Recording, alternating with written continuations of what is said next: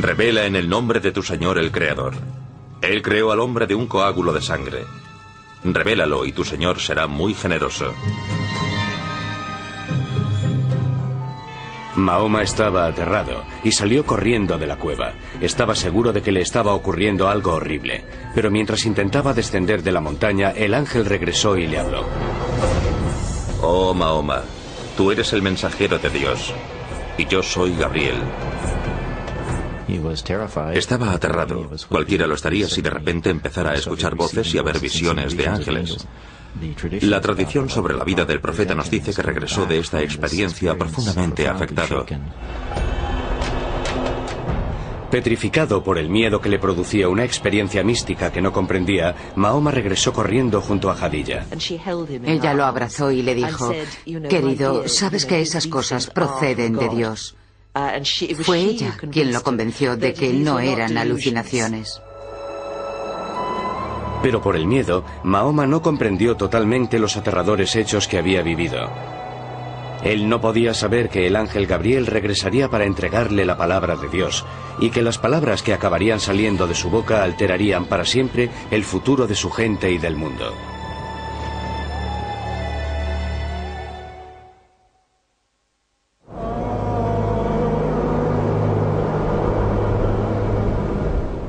En el año 610, un comerciante árabe de 40 años, con esposa e hijas, había recibido la repentina visita de un ángel que le había ordenado convertirse en el mensajero de Dios. Poco a poco, Mahoma ibn Abdullah comenzó a aceptar que Dios quería que él le hablase a su gente como Moisés y Cristo habían llevado la palabra de Dios en otras épocas. Varias revelaciones siguieron a la primera, pero Mahoma estaba confuso y luchaba por comprender exactamente qué mensaje quería Dios que él transmitiera. Entonces, de repente, las revelaciones pararon. Mahoma guardaba en la oscuridad. Creía que Dios lo había abandonado, que no era merecedor de él. Él no sabía si sería el final de su comunicación con Dios, ni qué debía hacer basándose en esa comunicación limitada. ¿Qué había hecho para ofender al cielo y al ángel que le había hablado? ¿Cómo podía ser mensajero si no tenía mensaje? Pero mientras se hundía en la desesperación, otra revelación rompió el silencio. En el brillo de la mañana y en la quietud de la noche, tu Señor no te ha traicionado, ni se siente disgustado contigo. Lo que seguirá es mejor que lo que ha precedido, y pronto se te concederá aquello que te agradará. Mahoma ya tenía claro que no había malinterpretado las primeras revelaciones.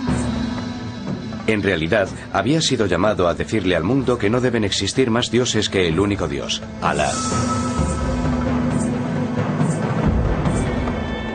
A medida que iban llegando las revelaciones, las palabras se quedaban grabadas en la memoria de Mahoma.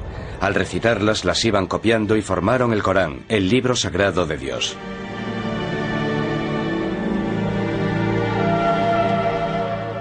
Al principio, solo Jadilla y unos pocos amigos íntimos y familiares aceptaron el Corán. Pero poco a poco Mahoma comenzó a extenderlo, y los árabes de otros clanes distintos del Quraysh comenzaron a abrazar el mensaje. Porque los que las escuchaban respondían a sus palabras, no como si fuesen instrucciones religiosas, sino como poesía. Antes del ascenso del Islam, los árabes no tenían una gran arquitectura, tampoco un importante arte textil y casi no existía la caligrafía. Pero tenían una excelente poesía, la poesía oral era el arte supremo.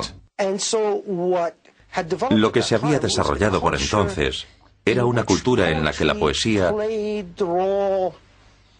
jugaba el papel quizás que hoy juegan los programas de televisión, los culebrones en nuestra cultura moderna.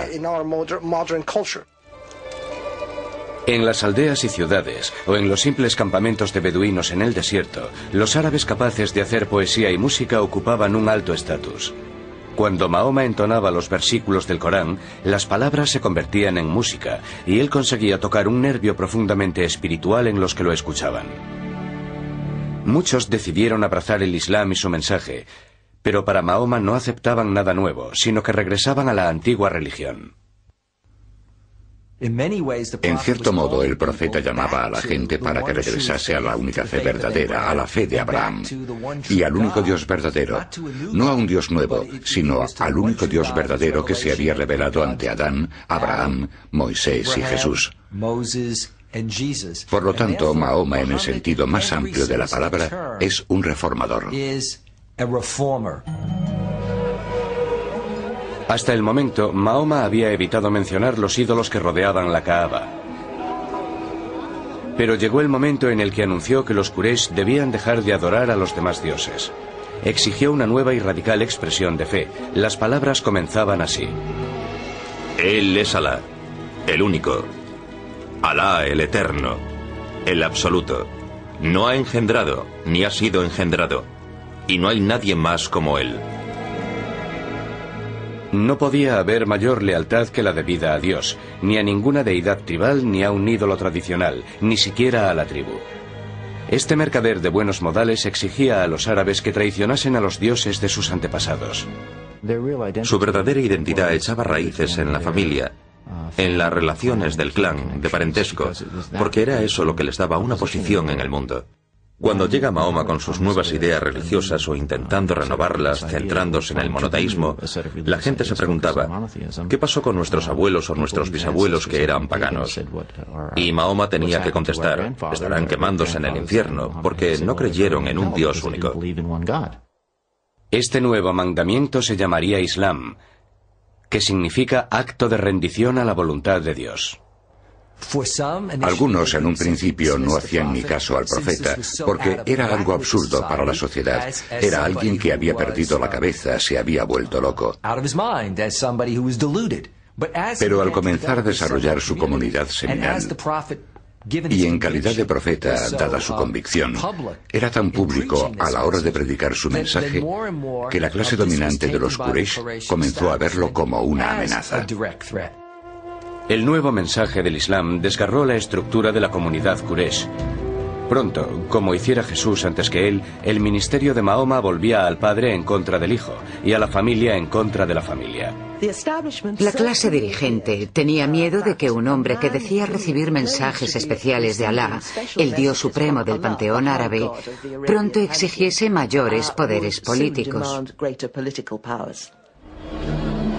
Los líderes Quraysh más poderosos se volvieron en contra de Mahoma y de sus seguidores. Torturaron a los musulmanes. Algunos recibían latigazos, a otros los ataban varios días a una estaca bajo el abrasador sol de Arabia. El propio Mahoma soportó la furia de sus vecinos, que le arrojaban porquería e insultos en las calles. Durante 2 años, los líderes Quraysh prohibieron el matrimonio y el comercio con cualquiera de los seguidores del Islam. Nadie podía venderles alimentos. La agonía de este periodo se incrementó cuando Jadilla falleció en el año 619. Al morir su tío poco tiempo después, perdió a su protector, y quedó claro que la vida de Mahoma corría un grave peligro. Muere su mujer, muere su tío, y aunque tiene seguidores, a muchos los están torturando, encarcelando, persiguiendo.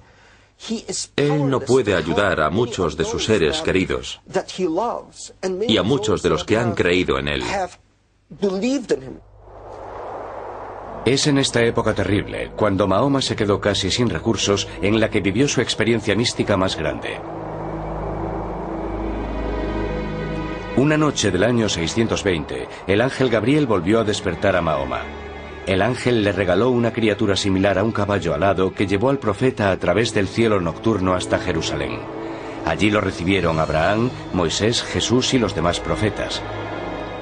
Al final la criatura lo elevó aún más allá del espacio y tiempo terrenales. Mahoma se separó de su cuerpo físico y su espíritu por fin ocupó la cima del universo. Su viaje celestial a Jerusalén sugirió a Mahoma que estaba entrando en una nueva fase de su servicio a Dios y al Islam. También comprendió que no podía seguir quedándose en la Meca.